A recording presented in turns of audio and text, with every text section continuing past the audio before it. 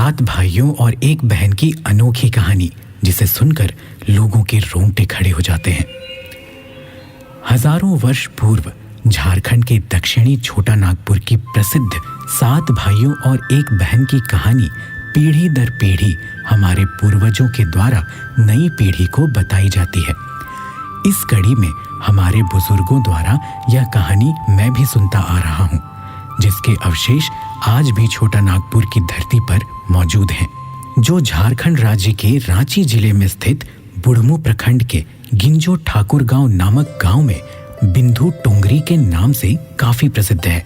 सौभाग्यवश मेरा पैतृक घर वहां से 15 से 20 किलोमीटर की दूरी पर ही है। मुझे जब पता चला कि मेरी दादी और दादाजी जिस कहानी को सुनाया करते थे उसके अवशेष आज भी मौजूद हैं, तब से मुझे उक्त स्थल में जाने की तीव्र लालसा होने लगी थी।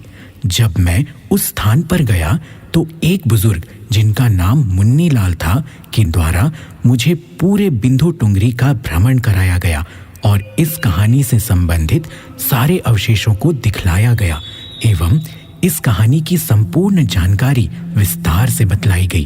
उन्होंने उस स्थान को भी दिखाया जहां 7 भाइयों ने अपने अपने तीर को धार प्रदान किया था और अपनी बहन पर तीर चलाया था। जिस केंद्र के वृक्ष पर मचान बनाकर छोटी बहन को खड़ा किया था और 7 भाइयों में सबसे छोटा भाई अपनी बहन का पका हुआ मांस को न खाकर चोरी छुपे से जिस टीला में मांस को डाला था, उस स्थान पर उगे बांस को भी दिखाया। वह बांस बुदा आज भी उसी स्थान पर मौजूद है। डाड़ी छोटा कुआं, पानी लाने के लिए जिस डाड़ी छोटा कुआं का प्रयोग हुआ था वह डाड़ी आज भी है, जिसका वर्तमान समय में सौंदर्यीकरण कर दिया गया है। यह सतयुगी कहानी इस प्रकार है। एक राजा के 7 बेटे और एक बेटी थी, जो खुशी खुशी अपना जीवन बिता रहे थे। 7 भाई बहनों में इकलौती छोटी बहन बहुत ही शांत स्वभाव, आज्ञाकारी एवं संस्कारी थी। उनमें सबसे बड़े भाई का विवाह हो चुका था। 7 भाइयों में सबसे छोटा भाई एक आंख से अंधा था। छोटे भाई के दिल में अपनी इकलौती बहन के लिए बड़ा प्यार एवं लगाव था। एक दिन बड़े राजकुमार अपनी पत्नी और अपने छोटे भाइयों को साथ लेकर अपने खेतों में काम करने चले गए।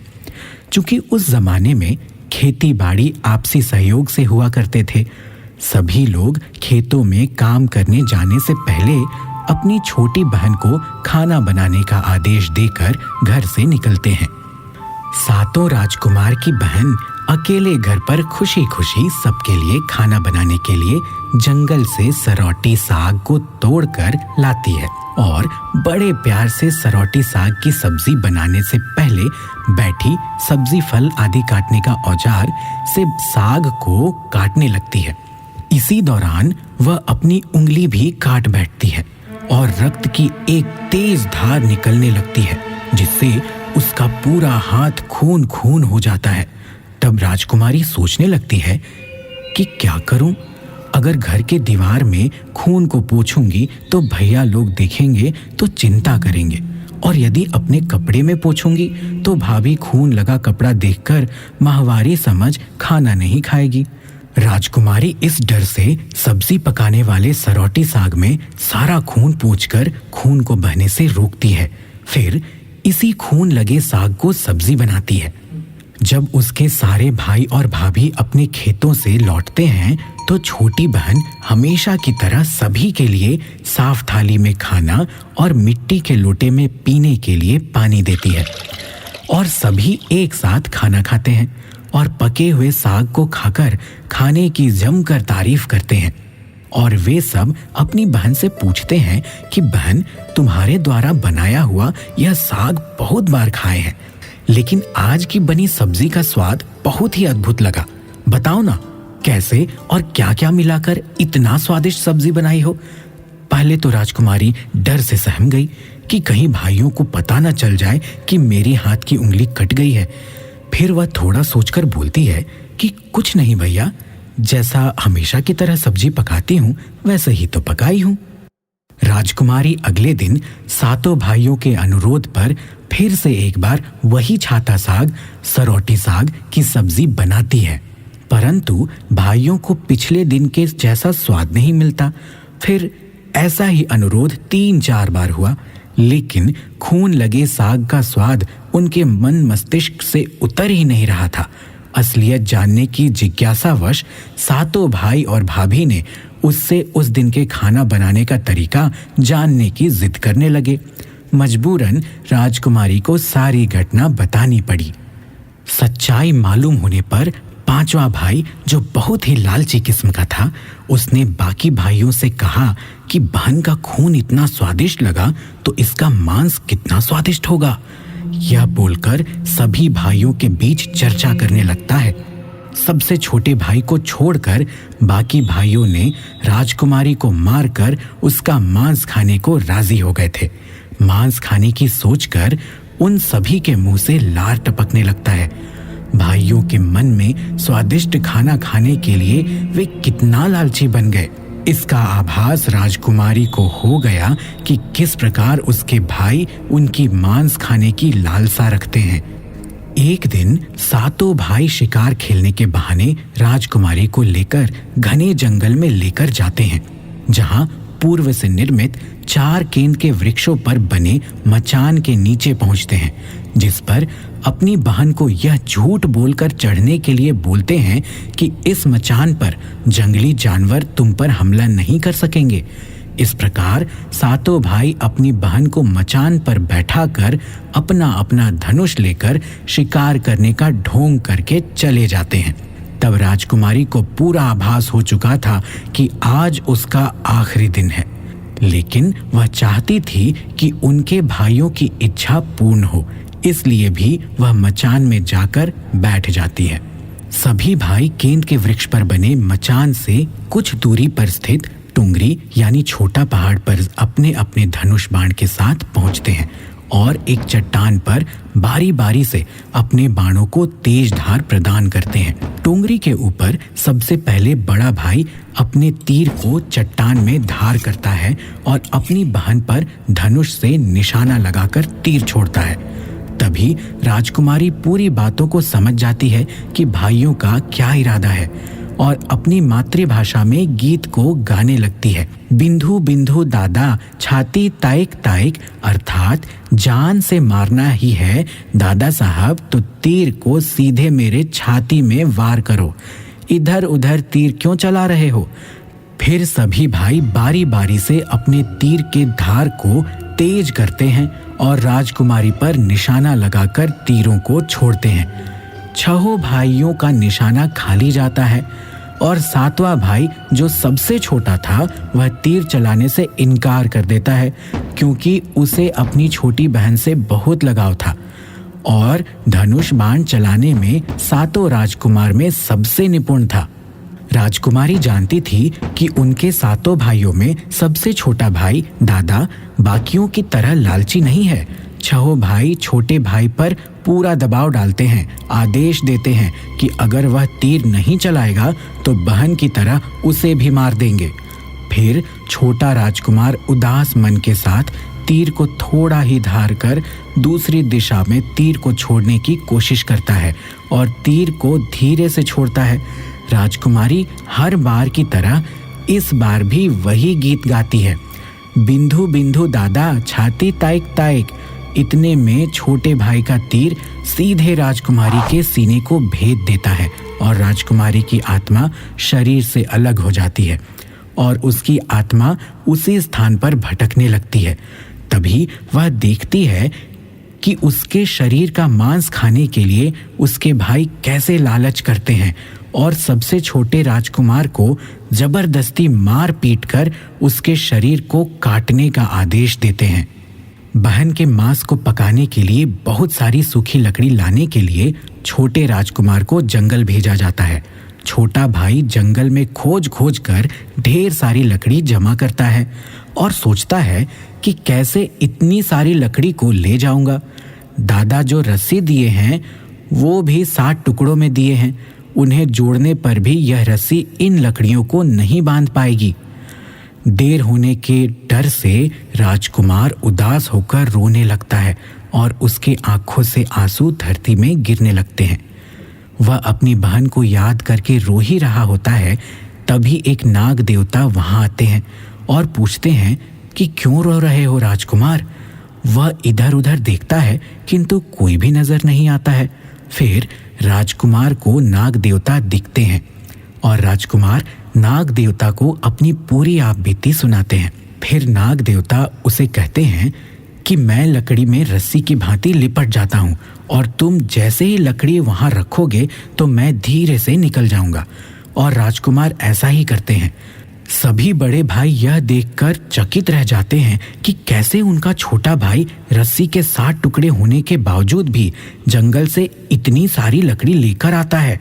तत्पश्चात वे लोग अपने छोटे भाई को पानी लाने के लिए एक घड़े में 7 छेद करके भेज देते हैं।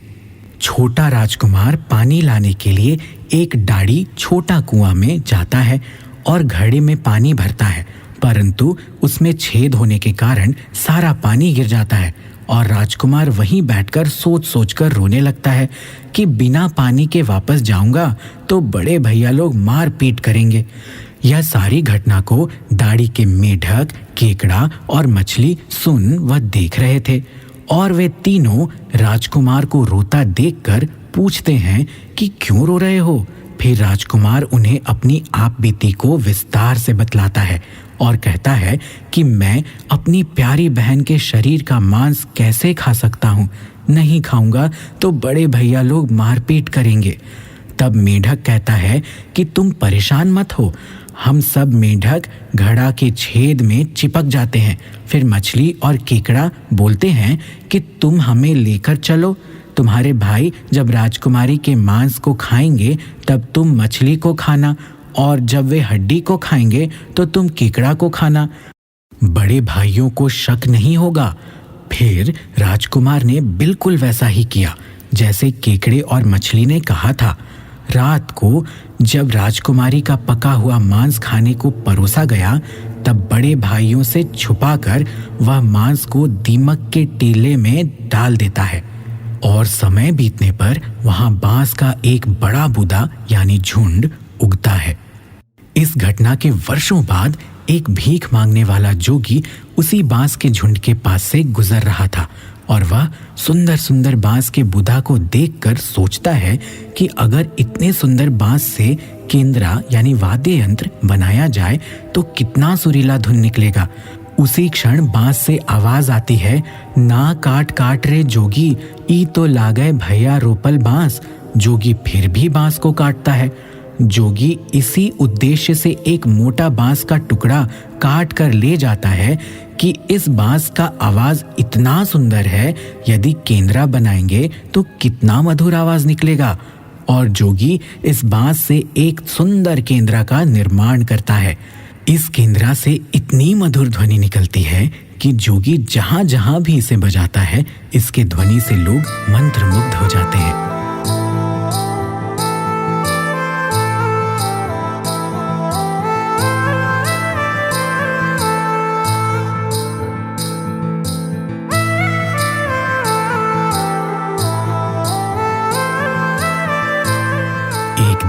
जोगी घूमते घूमते बड़े राजकुमार के घर पहुंचता है और अधिक धन के लालच में जोगी जोर जोर से केंद्रा बजाना शुरू करता है, परंतु इस बार केंद्रा का मीठा सुरीला स्वर कर्कश हो जाता है और जब भी जोगी कुछ नया धुन बजाने की कोशिश करता है, बार बार एक ही धुन निकलता है, ना बाज रे केंद्रा, ई तो लगो मोर दुश्मन के घर।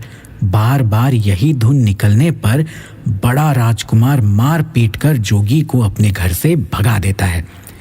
ऐसे ही घूमते घूमते जोगी हर भाई के घर जाता है, लेकिन हर बार की भांति वही धुन, ना बाज रे केंद्रा, ई तो लागो मोर दुश्मन कर घर, बजता है। यह धुन सुन सारे भाई जोगी को डांट डपट कर भगा देते हैं। सबसे अंत में जोगी छोटे राजकुमार के घर पहुंचता है। छोटे भाई के घर के आंगन में प्रवेश करते ही केंद्रा खुद ही बजने लगता है।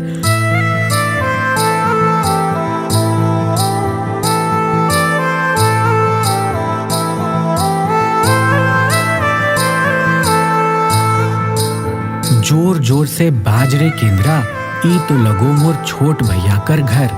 बड़ा ही मधुर मीठे स्वर का धुन सुनकर छोटा राजकुमार चंद्राकर मोहित हो जाता है और यह धुन सुनकर छोटे राजकुमार से रहा नहीं गया और जोगी से केंद्रा की मुंह मांगी सोने की मोहरें देकर उसे खरीद लेता है तथा जोगी को अच्छे से मेहमान नवाजी कर अच्छे से विदा कर दिया जाता है।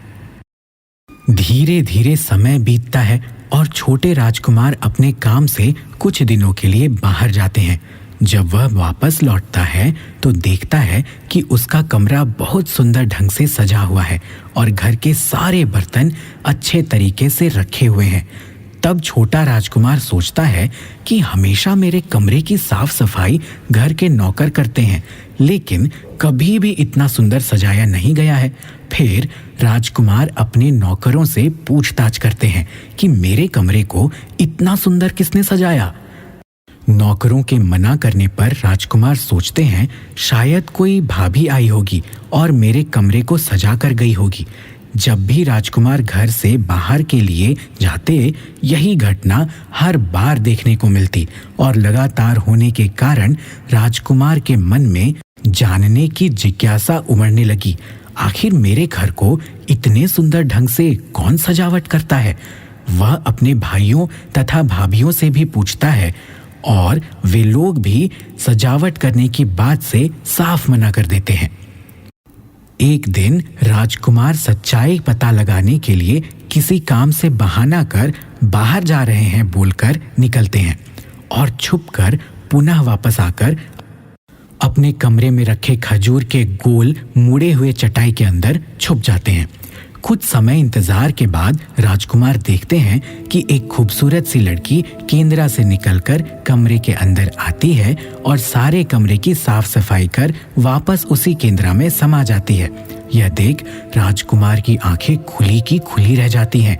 चूंकि उस लड़की की शक्ल राजकुमार की छोटी बहन के जैसी ही होती है, राजकुमार अगले दिन फिर से एक बार उसी प्रकार छुप जाते हैं और जैसे ही वह सुंदर लड़की पूरे कमरे की साफ सफाई का काम खत्म कर वापस केंद्रा में जाने वाली होती है, तब छोटे राजकुमार उस लड़की का हाथ पकड़ लेते हैं और तुरंत केंद्रा को जला देते हैं, जिसके बाद वह लड़की हमेशा के लिए मानव रूप में परिवर्तित हो जाती है और दोनों भाई बहन खुशी खुशी अपना जीवन जीते हैं।